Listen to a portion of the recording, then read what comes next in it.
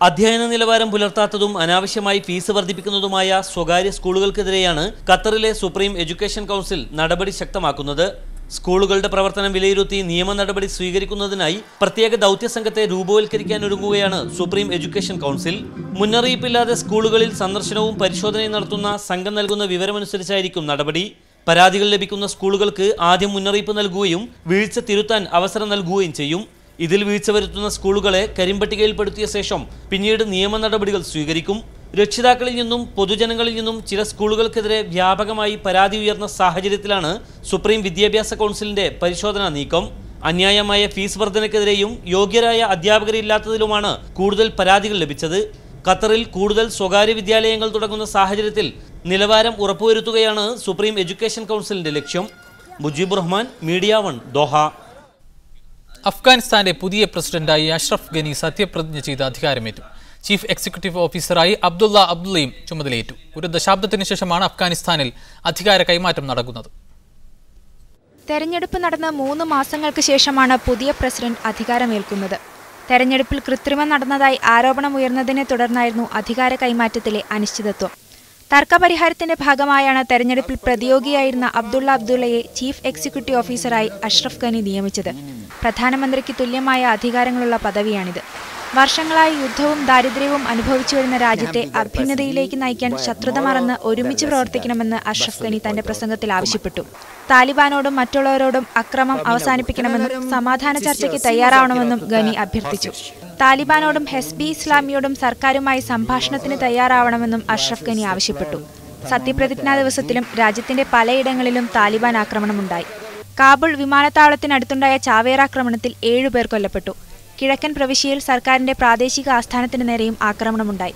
2011-ൽ US ഇടപെടലിലൂടെ താലിബാനെ തുരത്തിയതിനു ശേഷം 10 വർഷത്തിലധികമായി ഹമീദ് കർസായിയാണ് അഫ്ഗാൻ പ്രസിഡന്റ് പദവി വഹിച്ചിരുന്നത്.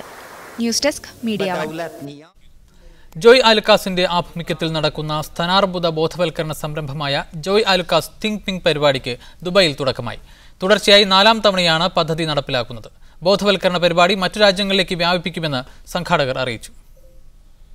സ്ഥാനാർബുദത്തിനെതിരെ ബോധവൽക്കരണ പരിപാടിയായ ജോയ് ആലുക്കാസ് തിങ്ക് പിങ്കിന് ദുബൈയിൽ തുടക്കമായി. Dubai health authority, Sulekha hospital എന്നിവയുമായി ചേർന്നാണ് ജോയ് ആലുക്കാസ് ക്യാമ്പയിൻ സംഘടിപ്പിക്കുന്നത്.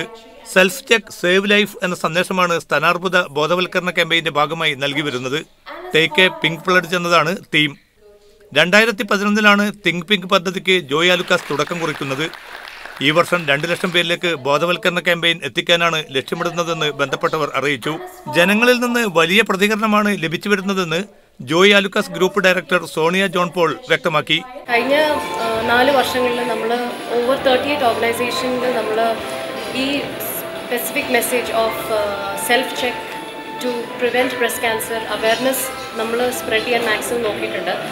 ഈ വർഷം എന്താ ഡിഫറെൻ്റ് എന്ന് വെച്ചാൽ നമ്മൾ അതിനേക്കാളും കൂടുതൽ വൈഡർ റീച്ചാണ് നമ്മൾ നോക്കുന്നത്. മോർ ദാൻ 200,000 ആൾക്കാരെ റീച്ച് ചെയ്യാനാണ് നമ്മൾ ഈ പ്രാവശ്യം നോക്കുന്നത്. ഇതിന്റെ ഭാഗമായി പിങ്ക് നിറത്തിലുള്ള ബലൂൺ എല്ലാവരും ചേർന്ന് ആകാശത്തേക്ക് ഉയർത്തിവിട്ടു.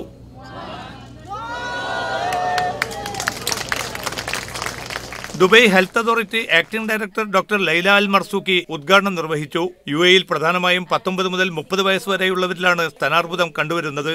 അതിനാൽ യൂണിവേഴ്സിറ്റികൾ, വിദ്യാലയങ്ങൾ, ഗവൺമെന്റ് ഓഫീസുകൾ, വിവിധ സ്വകാര്യ സ്ഥാപനങ്ങൾ എന്നിവയടക്കം കേന്ദ്രീകരിച്ച് ഇതിനെതിരെ വ്യാപകമായ ബോധവൽക്കരണ പരിപാടികളാണ് അധികൃതർ നടത്താൻ ലക്ഷ്യമിടുന്നത്. Zulekha health care group managing director Zulekha Daud, UCSF breast cancer research specialist Pamela Munster, doctor Hani Saftani എന്നിവരും വാർത്താസമ്മേളനത്തിൽ പങ്കെടുത്തു. Media 1, Dubai. Joy Alukkas director Sonia John Paul നമ്മോടൊപ്പം ന്യൂസ് മീഡിയയിലുണ്ട്. സോണിയ, സ്വാഗതം. വലിയൊരു വെല്ലുവിളിയാണ് ജോയ് ആലുക്കാസ് ഏറ്റെടുത്തിരിക്കുന്നത്. ആദ്യം തന്നെ ഈ ഉദ്യമം ഏറ്റെടുത്തതിന് അഭിനന്ദനം അറിയിക്കുന്നു. എന്തൊക്കെ പരിപാടികളാണ് ഇത്തവണത്തെ ക്യാമ്പയിനിൽ ഉൾപ്പെടുത്തിയിരിക്കുന്നത്? Good evening, thank you very much. ഈ പ്രാവശ്യത്തെ ക്യാമ്പയിൻ ഞങ്ങളുടെ 4ാമത്തെ എഡിഷനിലാണ്. ഞങ്ങൾ ഈ വർഷം എന്താ ഡിഫറെൻ്റ് ആയിട്ട് ചെയ്യുന്നതെന്ന് വെച്ചാൽ ഞങ്ങൾ കൂടുതൽ സ്കൂളുകളും കൂടുതൽ കോർപ്പറേറ്റ്സ് ആൻഡ് ഇൻസ്റ്റിറ്റ്യൂഷൻസ് കവർ ചെയ്യാനാണ് ഈ പ്രാവശ്യം നോക്കുന്നത്. മാക്സിമം റീച്ച് ആണ് ഞങ്ങൾ നോക്കുന്നത്. Because this is one cancer which is completely curable. And ഇതിന്റെ കുറെ എക്സാമ്പിൾസ് നമ്മുടെ ചുറ്റുവട്ടമുണ്ട്. If we detect this early, അപ്പോൾ ഈ ഒരു ക്യാൻസർ അവയർനെസ് നമ്മൾ ഈ ഒരു ഒക്ടോബർ മന്തിൽ മാക്സിമം വൈഡർ റീച്ചിൽ ഞങ്ങൾ ഈ പ്രാവശ്യം കൂടുതൽ എയിം ചെയ്യുകയാണ്. റേഡിയോ പ്രോഗ്രാംസും കൂടുതൽ ക്ലാസ്സസ്, റോഡ് ഷോസ് എല്ലാം ആയിട്ട് കുറെ ഡോക്ടേഴ്സൊക്കെ ആയിട്ട് ലെക്ചേഴ്സ് ഒക്കെ കൊടുക്കുന്നുണ്ട്.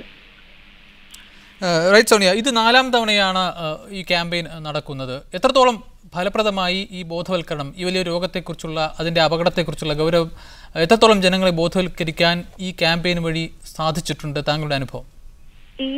ഈ കഴിഞ്ഞ 3 വർഷം, ഇപ്പൊ 4ാമത്തെ വർഷമാണല്ലോ. കഴിഞ്ഞ പ്രാവശ്യം ആദ്യത്തെ 2 വർഷം ഞങ്ങൾ സ്റ്റാർട്ട് ചെയ്തപ്പോഴേക്കും ഓൾമോസ്റ്റ് 10% ഓഫ് ആൾക്കാർ മാത്രമേ സെൽഫ് ചെക്ക് ചെയ്യാറുണ്ടായിരുന്നുള്ളൂ ഈ UAE. അത് കഴിഞ്ഞപ്പോഴേക്കും കഴിഞ്ഞ വർഷം ഞങ്ങൾക്ക് സ്റ്റാറ്റിസ്റ്റിക്സിലൂടെ മനസ്സിലാക്കാൻ പറ്റി 50%, ഓൾമോസ്റ്റ് 30% ഓൾമോസ്റ്റ് ആൾക്കാർ ഈ ഒരു ക്യാമ്പയിൻ കാരണം സെൽഫ് ചെക്ക് ചെയ്യാനായിട്ട് അതിനൊരു മോട്ടിവേറ്റ് ചെയ്യാൻ ഒരു അവസരം ഞങ്ങൾക്ക് ആ ഒരു അവയർനെസ് കൂടെ ഞങ്ങൾക്ക് തയ്യാറാക്കി കൊടുക്കാൻ പറ്റിയിട്ടുണ്ട്. പിന്നെ ഞങ്ങളുടെ ഓർഗനൈസേഷനിൽ തന്നെ ഞങ്ങൾക്കൊരു എക്സാമ്പിൾ ഉണ്ട്. ഞങ്ങളുടെ ഒരു സ്റ്റാഫ് ഈ ഒരു think pink awareness programme attend ചെയ്തപ്പോൾ ആളുടെ അമ്മേനെ വിളിച്ച് പറഞ്ഞു, ഇങ്ങനൊരു സംഭവം ഉണ്ട്, അമ്മ ഒന്ന് ചെക്ക് ചെയ്യൂ എന്ന് പറഞ്ഞപ്പോഴേക്കും ആളുടെ അമ്മ ഈ ഒരു ബ്രസ്റ്റ് ക്യാൻസറിന് ഒരു വിക്ടമായി. അപ്പോൾ അത് തന്നെ ഞങ്ങൾക്കൊരു വലിയൊരു ഐ ഓപ്പണറായി. അപ്പൊ നമ്മുടെ ചുറ്റുവട്ടം തന്നെ ഇത് ആർക്കെങ്കിലൊക്കെ കാണും, പക്ഷെ നമ്മൾ ഓർക്കും നമുക്ക് വരില്ല, ഇത് വേറെ ആർക്കെങ്കിലൊക്കെ ആയിരിക്കും വരുന്നതെന്ന്.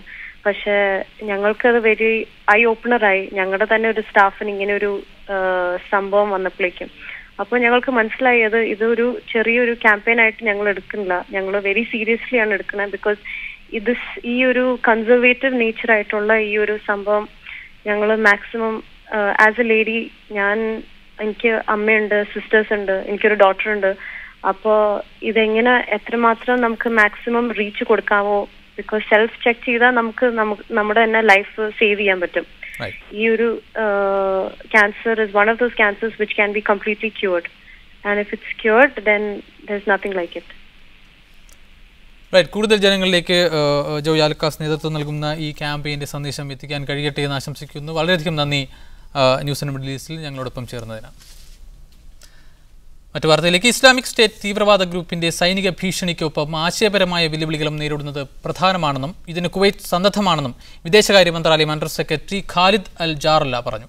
യുദ്ധത്തിലൂടെയും വ്യോമാക്രമണത്തിലൂടെയും മാത്രം ISന്റെ ഭീഷണി ഇല്ലാതാക്കാൻ സാധിക്കില്ലെന്നും ആശയപരവും ചിന്താപരവുമായ വെല്ലുവിളികൾ നേരിടേണ്ടതുണ്ടെന്നും അദ്ദേഹം പറഞ്ഞു. ആരാധനാലയങ്ങൾ, സ്കൂളുകൾ, സർവകലാശാലകൾ, മാധ്യമങ്ങൾ എന്നിവ വഴി ISന്റെ വെല്ലുവിളികൾ നേരിടേണ്ടതുണ്ടെന്ന് കുവൈറ്റ് വിദേശ മന്ത്രാലയം അണ്ടർ സെക്രട്ടറി ഖാലിദ് അൽ ജാറല്ല പറഞ്ഞു. തീവ്രവാദികൾക്കെതിരെ പോരാടണമെന്ന ദുബൈ ഭരണാധികാരി ഷെയ്ഖ് മുഹമ്മദ് ബിൻ റാഷിദ് അൽ മക്തൂമിന്റെ പ്രസ്താവനയെ പിന്തുണക്കുന്നതായും അദ്ദേഹം പറഞ്ഞു. ജിദ്ദയിലെയും പാരീസിലെയും ചർച്ചകളിൽ കുവൈത്തിന്റെ നിലപാട് വ്യക്തമാക്കിയതാണ്. ജനങ്ങളുടെ അവകാശങ്ങൾക്ക് മുൻഗണന കൊടുത്ത് സിറിയയിൽ രാഷ്ട്രീയ പരിഹാരം വേണമെന്നാണ് GCC നിലപാട്. സിറിയൻ ജനതയ്ക്ക് കൂടുതൽ മാനുഷിക സഹായം നൽകാൻ തയ്യാറാണെന്ന് ഷെയ്ഖ് സ്വബാഹ് അൽ ഖാലിദ് അൽ അഹ്മദ് അസ്വബാഹ് വ്യക്തമാക്കി. Media 1 Kuwait city. വാർത്തകളിലേക്ക് വീണ്ടും. ഖത്തറിലെ ജനപ്രാതിനിധ്യ സഭയായ സെൻട്രൽ മുനിസിപ്പൽ കൗൺസിലിലേക്കുള്ള തെരഞ്ഞെടുപ്പ് അടുത്ത വർഷം മെയ്യിൽ നടക്കുമെന്ന് ആഭ്യന്തര മന്ത്രാലയം അറിയിച്ചു.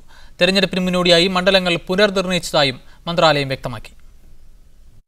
അടുത്ത വർഷം മെയ് മാസത്തിൽ നടക്കാനിരിക്കുന്ന 5ാമത് ഖത്തർ മുനിസിപ്പൽ കൗൺസിൽ തെരഞ്ഞെടുപ്പിന് മുന്നോടിയായുള്ള മണ്ഡല പുനർനിർണയം പൂർത്തിയായതായി ആഭ്യന്തര മന്ത്രാലയം വാർത്താ സമ്മേളനത്തിൽ വ്യക്തമാക്കി. തെരഞ്ഞെടുപ്പിന്റെ ഒരുക്കങ്ങൾ ജനുവരിയിൽ ആരംഭിക്കുമെന്നും അധികൃതർ അറിയിച്ചു. 15 വർഷം മുമ്പ് രൂപവൽക്കരിച്ച മണ്ഡലങ്ങളിലാണ് ഇപ്പോൾ മാറ്റം വരുത്തിയത്. രാജ്യത്തെ സ്വദേശി ജനസംഖ്യ അനുസരിച്ചാണ് മണ്ഡല പുനർനിർണയം പൂർത്തിയാക്കിയത്. പുതിയ താമസ കേന്ദ്രങ്ങൾ വന്നതും പല പ്രദേശങ്ങളിൽ നിന്നും കൂടുതൽ സ്വദേശി കുടുംബങ്ങൾ താമസം മാറിയതും കൂടി മണ്ഡല പുനർനിർണയത്തിൽ പരിഗണിച്ചിട്ടുണ്ട്. ഇതിനു മുന്നോടിയായി മണ്ഡല പുനർനിർണയം പഠിക്കാൻ കമ്മിറ്റിയെ നിയോഗിച്ചിരുന്നു. കമ്മിറ്റി റിപ്പോർട്ടിന്റെ അടിസ്ഥാനത്തിലാണ് പുനർനിർണയം നടന്നതെന്നും ആഭ്യന്തര മന്ത്രാലയത്തിലെ legal affairs department director brigadier Salim Saqr Al Miraikhi പറഞ്ഞു.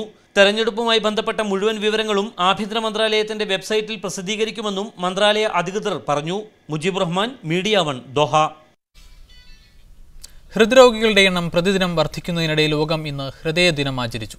UAEയിൽ മരിക്കുന്നവരിൽ 4-1 ഹൃദ്രോഗം കാരണമാണ് മരിക്കുന്നതെന്ന് ദുബൈ ഹെൽത്ത് അതോറിറ്റി പുറത്തുവിട്ട കണക്കിൽ പറയും. ലോക ഹൃദയ ദിനം ആചരിക്കുന്ന ഇന്ന് ലോക ജനസംഖ്യയിൽ 17 ദശലക്ഷത്തിലധികം പേരും ഹൃദ്രോഗികളായാണ് ജീവിക്കുന്നതെന്ന് വേൾഡ് ഹാർട്ട് ഫെഡറേഷൻ പറയുന്നു. ദുബായ് ഹെൽത്ത് അതോറിറ്റി പുറത്തുവിട്ട കണക്കുപ്രകാരം UAE-ൽ 4-1 മരണപ്പെടുന്നത് ഹൃദ്രോഗം മൂലമാണ്. 2013 മാത്രം ദുബായ് റാഷിദ് ഹോസ്പിറ്റലിൽ 1500 ഹൃദയ സംബന്ധ കേസുകളും 900 ഹൃദയസ്തംഭന കേസുകളുമാണ് എത്തിയത്. ഇവരിൽ 55%-ലധികവും 55 വയസ്സിന് താഴെയുള്ളവരായിരുന്നുവെന്നും ഇത് അതീവ ഗൗരവമുള്ള വിഷയമായി മാറിയിരിക്കുകയാണെന്നും കാർഡിയോളജി ഡിപ്പാർട്ട്മെന്റ് തലവൻ ഡോക്ടർ ഫഹദ് ബൽസൈബ് പറഞ്ഞു. ശരിയായ ഭക്ഷണരീതിയുടെ അഭാവവും വ്യായാമത്തിന്റെ കുറവും അലസമായ ജീവിതശൈലിയുമാണ് പ്രധാനമായും ഹൃദ്രോഗത്തിന്റെ മുഖ്യ കാരണമായി ചൂണ്ടിക്കാണിക്കപ്പെടുന്നത്. ചിട്ടയുള്ള ജീവിതശൈലിയിലൂടെയും ഇടയ്ക്കിടെയുള്ള പരിശോധനയിലൂടെയും ഹൃദ്രോഗങ്ങൾ കുറച്ചുകൊണ്ടുവരാൻ കഴിയുമെന്നും വിദഗ്ധർ ചൂണ്ടിക്കാണിക്കുന്നു. നേരത്തെ ഒറ്റപ്പെട്ടവരിലും പ്രായമായവരിലും മാത്രം കാണപ്പെട്ടിരുന്ന ഹൃദ്രോഗം ഇപ്പോൾ 30 വയസ്സിലും 40 വയസ്സിലുമുള്ളവരിൽ വ്യാപകമായാണ് കാണപ്പെടുന്നത്.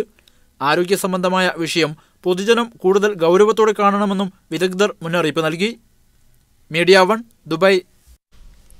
ലോക ഹൃദയാരോഗ്യ ദിനാചരണത്തിന്റെ ഭാഗമായി ഖത്തറിലും വിവിധ പരിപാടികൾ നടന്നു. ദോഹയിലെ നസീം അൽ റബീഹ് പോളിക്ലിനിക് പ്രിവിലേജ് കാർഡ് ഉടമകൾക്കായി നടത്തിയ ഹൃദ്രോഗ പരിശോധനാ ക്യാമ്പിൽ സ്വദേശികളും വിദേശികളുമടക്കം നിരവധി പേർ പങ്കെടുത്തു. ജീവിതശൈലി രോഗങ്ങൾ വ്യാപകമാകുന്ന സാഹചര്യത്തിൽ ഇത്തരം ക്യാമ്പുകൾ ഉപയോഗപ്പെടുത്തുന്നവരുടെ എണ്ണം കൂടി വരികയാണെന്ന് നസീം അൽ റബീഹ് പോളിക്ലിനിക് മാനേജ്മെന്റ് പ്രതിനിധികൾ അറിയിച്ചു.